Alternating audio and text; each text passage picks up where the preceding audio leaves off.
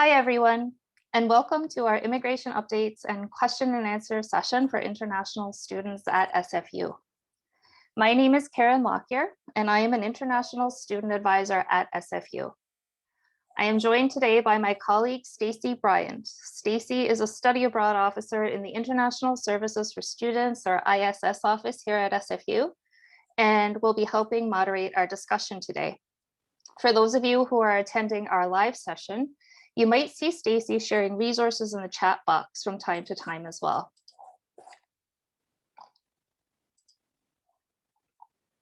Before going through our agenda for today, I would like to begin by respectfully acknowledging the Musqueam, Squamish, Tsleil-Waututh, Katsi, Coquitlam, Kikite, Kwantlen, Semiahmoo, and Tsawwassen peoples on whose traditional territories our three campuses reside.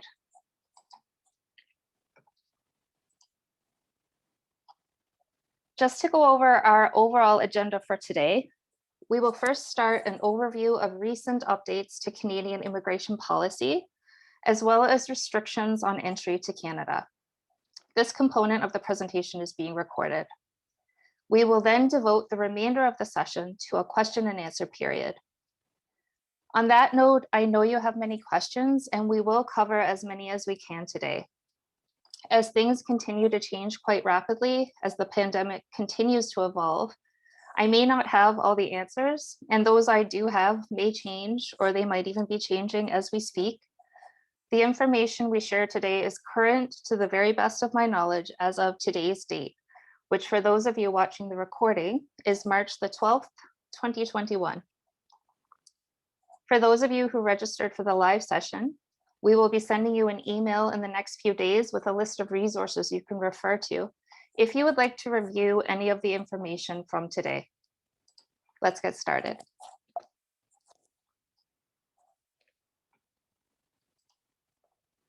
I thought it might help to start with an overview of the exact topics we'll be covering today so that you can know what to expect. We'll go through each of these one by one.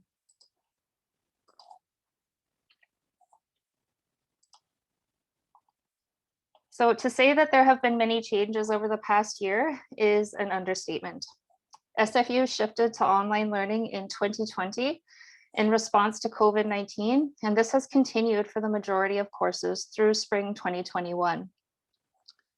For summer 2021, the university has announced that most courses will continue to be delivered remotely, with in-person teaching considered under certain conditions.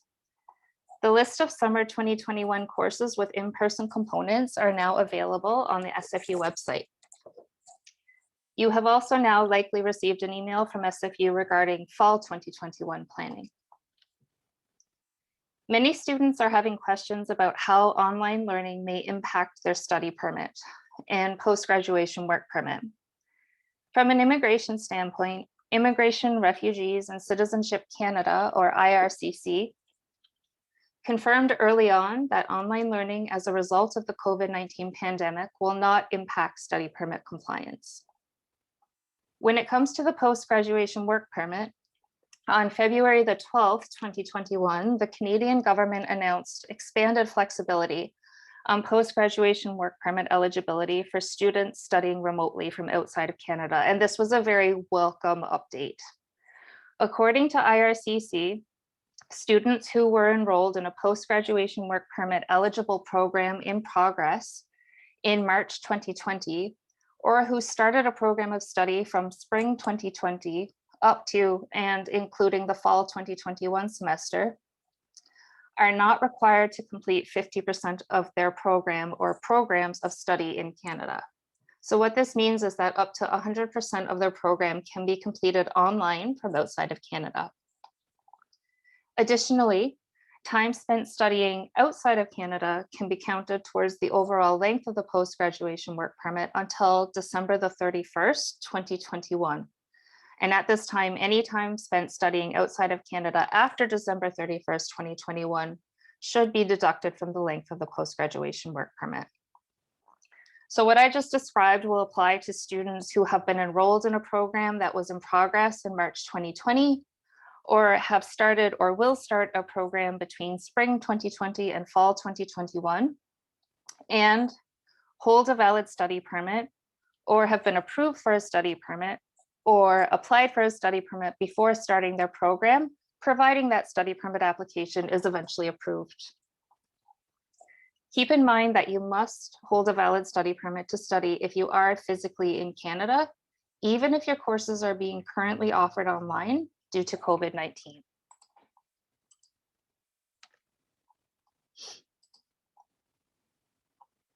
The pandemic has definitely created a set of unique challenges for many students, and as a result, you might have decided to study part-time or to take the spring 2021 term off from your studies. As you are likely aware, your enrollment at SFU affects your ability to work, to study, and to stay in Canada. In order to be eligible to work on campus or off campus in the spring 2021 term, students are required to be enrolled full-time and meet IRCC's work eligibility requirements. Although there was some flexibility on enrollment requirements to be eligible to work on and off campus in the earlier in the first half of 2020, this flexibility was not extended beyond summer 2020. Therefore, if you are in Canada and you would like to work on or off campus, you must be enrolled full-time. So this means the fall and spring terms for undergraduate students and year-round for graduate students. The only exception to this is in your last term of studies, where you can maintain work eligibility while studying part-time only if you are full-time in all other required terms throughout your degree. Keep in mind that students who are eligible to work off campus this term are limited to working a maximum of 20 hours per week. Please ensure you are adhering to this limit for your off-campus work if you are in Canada and eligible to work during this term. As the summer 2021 term is fast approaching, please also keep in mind that current undergraduate students at SFU may take the summer term off or even study part-time in the summer term with no impact on their study permit, work permit, post-graduation work permit eligibility, or work eligibility, as long as they enroll full-time at SFU in the spring and fall terms in the same calendar year. Eligible students may also work full-time during the summer term if meeting the requirements for a regularly scheduled break. More information concerning all of these requirements can be found on our website. Moving on to the post-graduation work permit, students are required to maintain full-time student status during each semester of their studies, with a few exceptions, to be eligible for this work permit. For undergraduate students at SFU, the spring and fall terms are considered as formal academic sessions, whereas the summer can be a regularly scheduled break in this case. And for graduate students at SFU, formal academic sessions include each spring, summer, and fall term. IRCC announced some flexibility in cases where students were forced to drop to part-time enrollment or take a term off for reasons related to COVID-19 for the spring and summer 2020 terms. However, again, this flexibility has not been extended beyond the summer 2020 term. As such, studying on a part-time basis or taking a term off other than during a regularly scheduled break may impact your eligibility for a post-graduation work permit.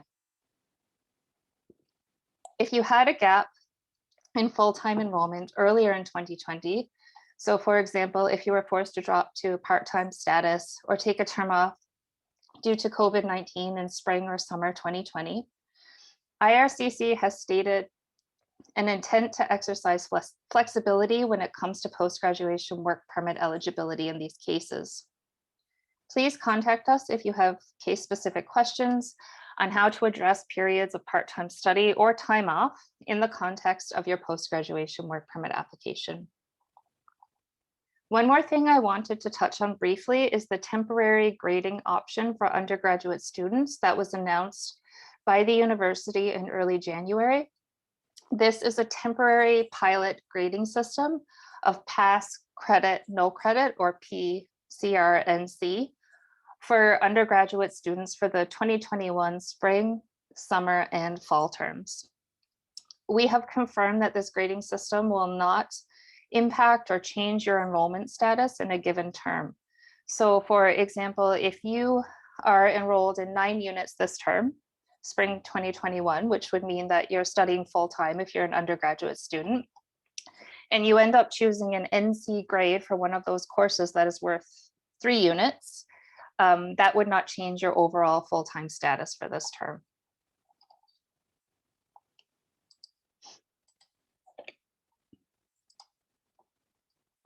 In response to the delayed processing times on in-Canada co-op work permit applications, IRCC has implemented a temporary facilitative measure allowing students who are in Canada and have applied for a co-op work permit to start their co-op work placements using the on or off-campus work provisions under their study permit, providing that they meet all the eligibility requirements for that type of work. Note that students who are eligible to work off campus under their study permit can only work up to 20 hours per week during regular academic sessions and full-time during a regularly scheduled break. If you have any questions about this temporary measure, please reach out to one of us directly for case-specific advice. Students who are outside of Canada can work while their study permit and co-op work permit are being processed. If their school and their co-op employer agree, they can either accept a Canadian work placement and begin working remotely from their home country or work for a company in their home country. It is only possible for students to submit an in-Canada co-op work permit application if they are physically residing in Canada at the time of application. Students who are currently outside of Canada are not able to submit an in-Canada co-op work permit application. With this being said, there may be other application options for students who are not currently in Canada, and so we ask that you contact an international student advisor directly to discuss.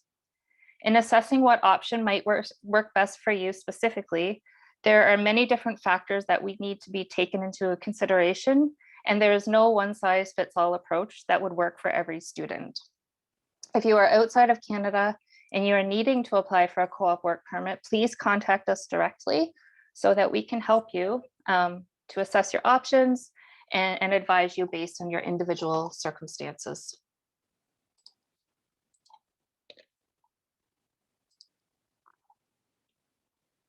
Next, we will go through a few key updates on the application processing and biometrics as well. COVID-19 continues to disrupt application processing, and processing times may be longer than what is listed on the IRCC website. Delays are to be expected, but if you are in Canada, please do rest assured that you will have implied status as long as you apply to extend your study permit before your current study permit expires. Please keep this in mind.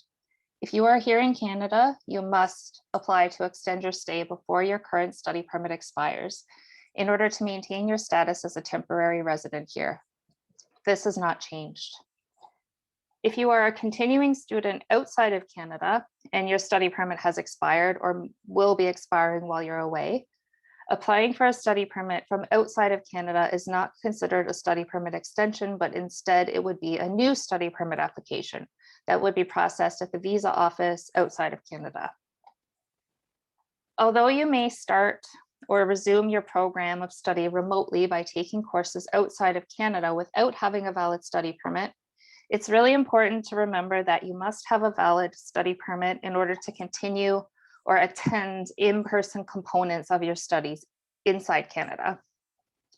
Since not all study permit applications are approved, and since processing times continue to be impacted by COVID-19, it is strongly recommended that you apply for your study permit as soon as you're able to do so.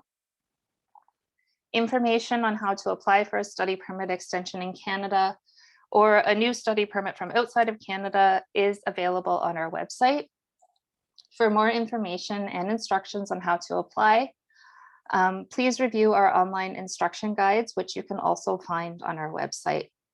After reviewing the guides, please feel free to contact us if you have any questions that are not addressed there, and we'd be very happy to help you out. Moving along to biometrics. Biometrics collection is suspended or limited in many areas of the world, but study permit, visa, and work permit applicants who are inside Canada continue to be temporarily exempt from the requirement to give biometrics. For those of you who are outside of Canada, deadlines to provide biometrics have been extended and your application won't be refused for failure to provide biometrics during this time, nor will it be approved until you provide them if they're needed. So we ask that you check the IRCC website for the most updated information on biometric enrollment services around the world. If spring 2021 was your first term at SFU and you applied for your study permit from outside of Canada before December the 15th, 2020, your application may be eligible for a two-stage study permit approval process, and some of you may have even received an approval in principle of your study permit application at this time. It is important to note that having an approval in principle is not sufficient to travel to Canada. You will not be able to travel to Canada as a student until you have a study permit or a full study permit approval, and you are eligible to travel to Canada under the current travel restrictions. We will dive more into the topic of travel restrictions in just a few minutes. Students who are currently in Canada and have been approved for a study permit application that was being processed outside of Canada may request that their study permit be issued within Canada and mailed to their Canadian mailing address. This is a temporary measure and it will be in place until March the 31st, 2021. If you are a student who is currently in Canada as a visitor and you submitted an outside Canada study permit application that has since been approved, please feel free to contact us directly and we can advise further on this process of obtaining your study permit.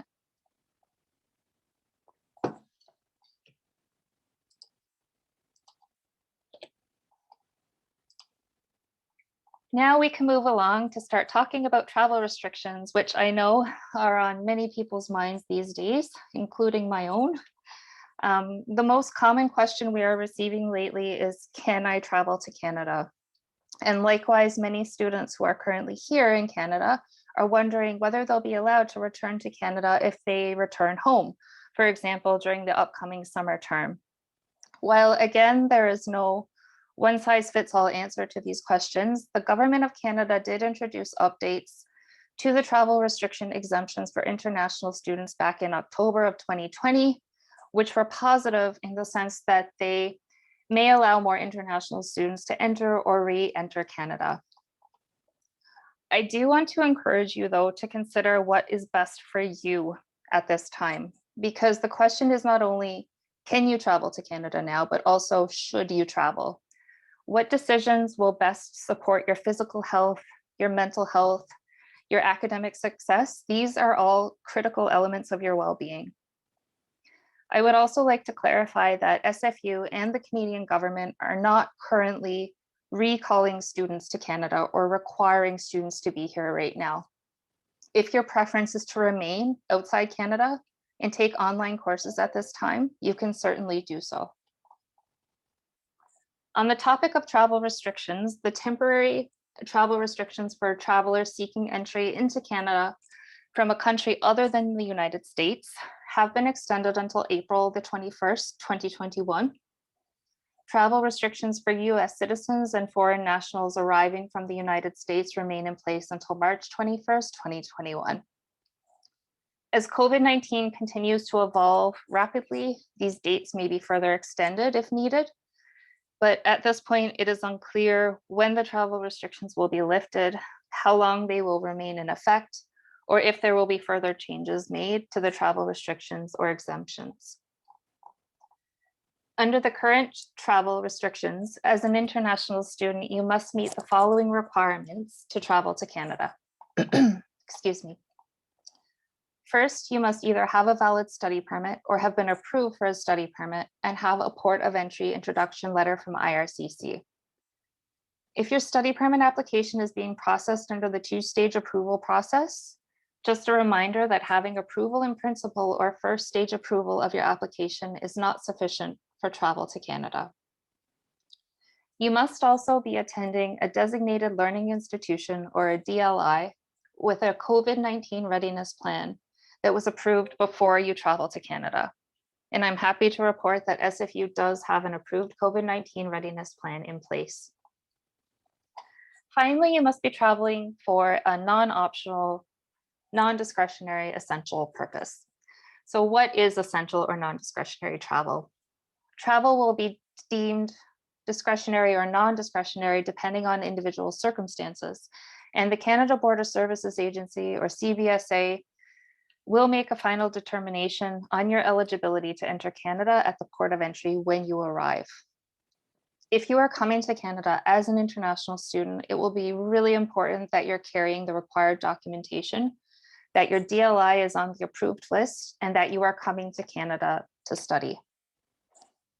International students who meet the requirements as discussed should be considered to be traveling for an essential purpose and may be able to come to Canada regardless of the date of issue of their study permit, the letter of introduction issued by IRCC, or the country from which they are traveling.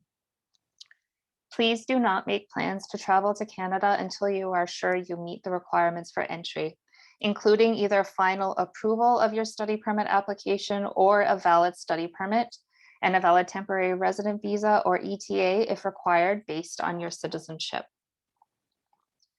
Immediate family members, so for example, your spouse or common law partner, maybe you have some dependent children, may be able to come with you to Canada, provided they have the proper immigration documents.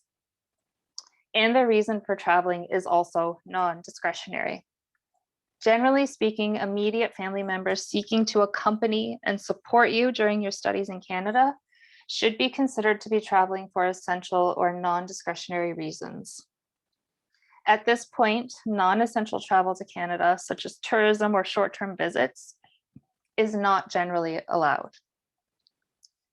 Depending on their country of citizenship, your family members may also require a valid temporary resident visa or an electronic travel authorization to travel to Canada. So just a quick recap on this topic and a few considerations to keep in mind. First of all, the final decision with regards to entry to Canada will always rest with the officer at the port of entry.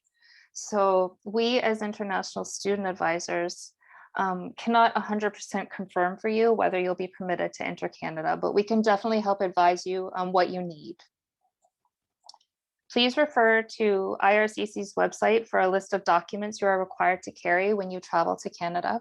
And you can also refer to our COVID-19 frequently asked questions website, which also includes this information. We are also strongly recommending at this time that you contact your airline in advance of your travel date to Canada, just to clarify whether there are additional documents that you will be required to carry in order to board your flight. And last, but certainly not least, please ensure that you have the appropriate immigration documents or authorizations required to travel to Canada before you travel. If you are unsure or if you have any questions, please feel free to contact us directly and we'll do our very best to help you navigate through this.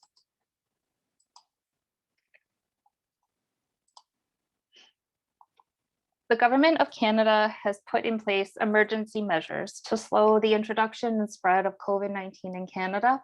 And as you're likely aware, one of these measures includes most travelers from outside Canada being required to quarantine for a period of 14 days upon entering Canada.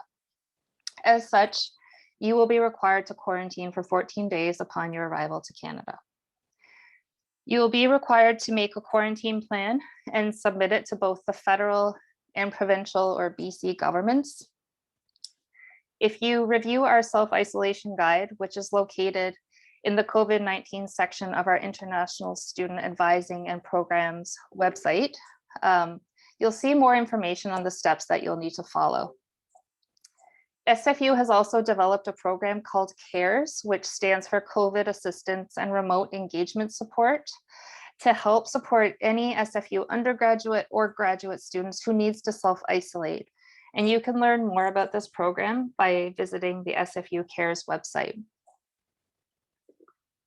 The Government of Canada announced further travel restrictions, testing, and quarantine requirements on January the 29th, 2021, which have since been implemented.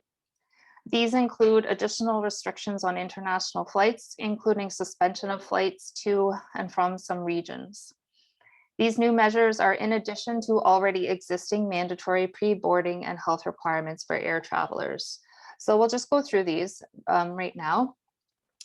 As of February the 22nd, 2021, all travelers coming to Canada by air, with some exceptions, are required to take a COVID-19 molecular test when they arrive in Canada and before exiting the airport, and then another towards the end of their 14-day quarantine period.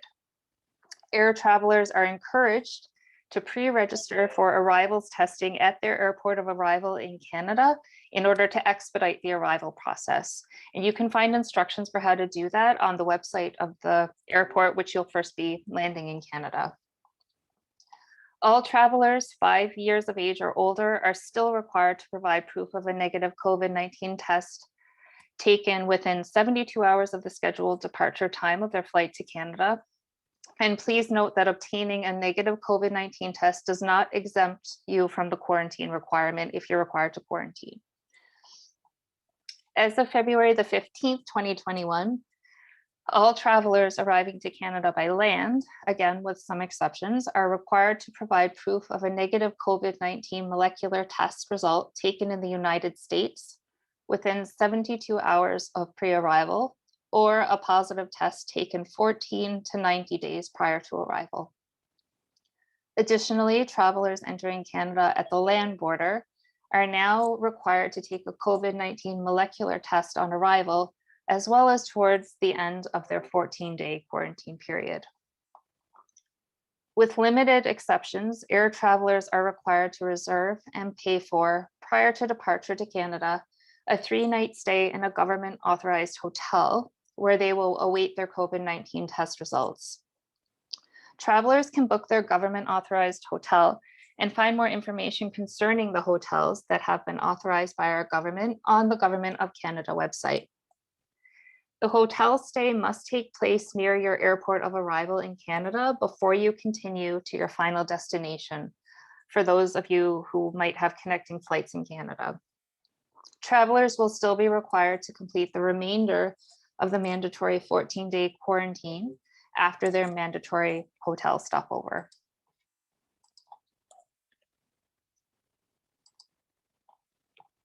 As of February the 22nd, 2021, all travelers with limited exceptions, whether arriving by land or air, are required to submit their travel and contact information, a suitable quarantine plan, and for air travelers, this includes booking reference number for the 3-night stay at the government authorized hotel, electronically via ArriveCan before crossing the border or boarding a flight.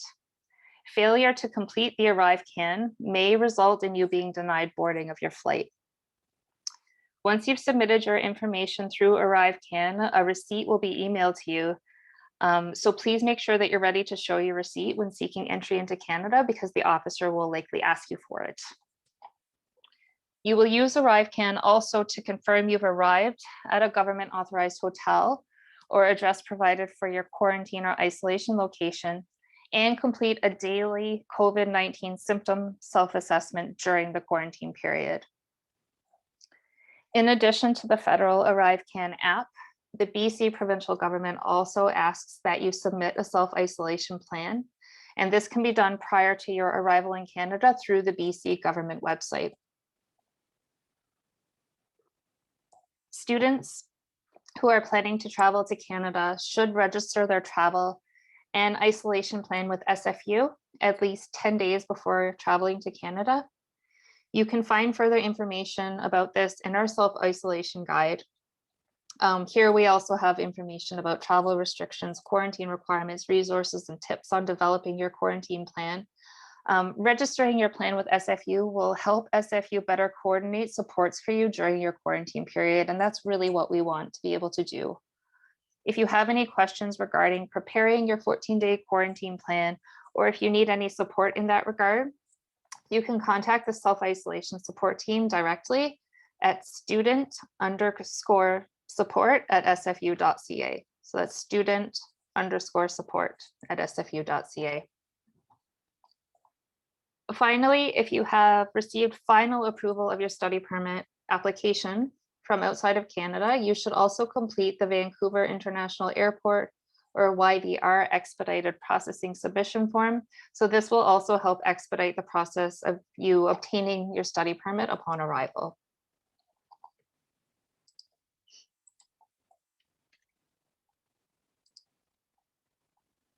So we're coming to an end here. Last but certainly not least, we're just going to touch upon medical insurance. It's always been important that you have medical insurance while you're at SFU, but right now, especially, it's of utmost importance to ensure that you've got adequate medical insurance coverage during your stay. For those of you who are located in BC, the British Columbia Medical Services Plan, or BCMSP, has made some temporary policy changes due to COVID-19, which you can find on their website. And this includes providing coverage to students who are holding implied status while awaiting a study permit extension.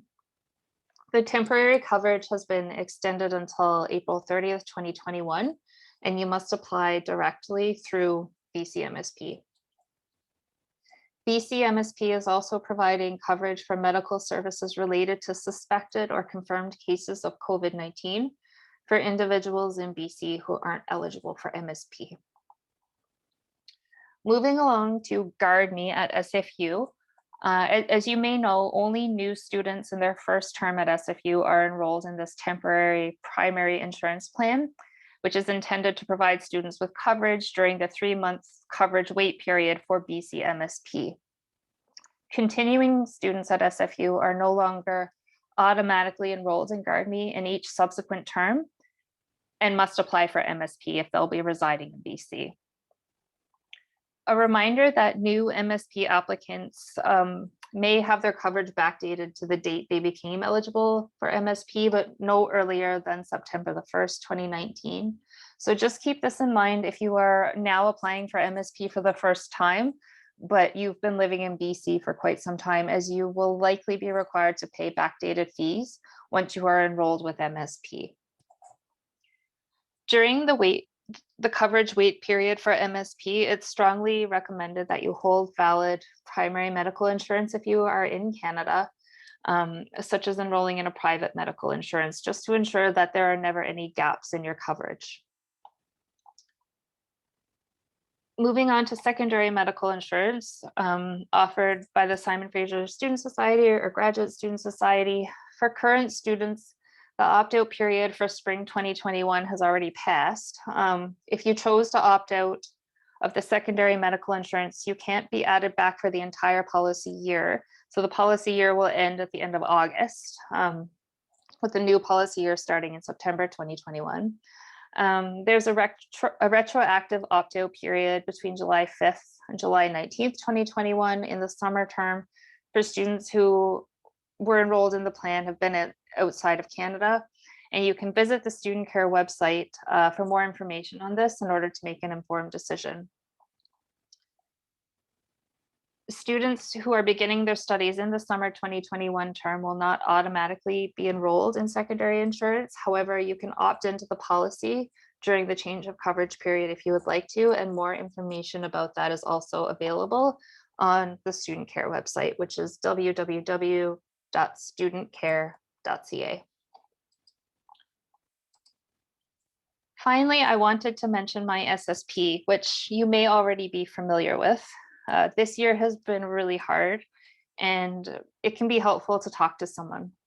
My SSP offers free, confidential counseling and mental health support services in multiple languages, 24 hours a day, 7 days a week to SFU students. You can download the app at the link here on the screen, and I encourage you to reach out and use this service if you think it might be helpful for you, because it is really great.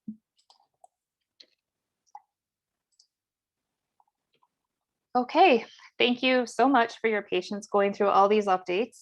I know that there's a lot of information packed into this session. And now let's get ready to move on to our question and answer section of today. I will end the recording in a moment. So for those of you who are watching the recording, thank you so much for watching. And we hope to see you in a future workshop or in one-on-one advising.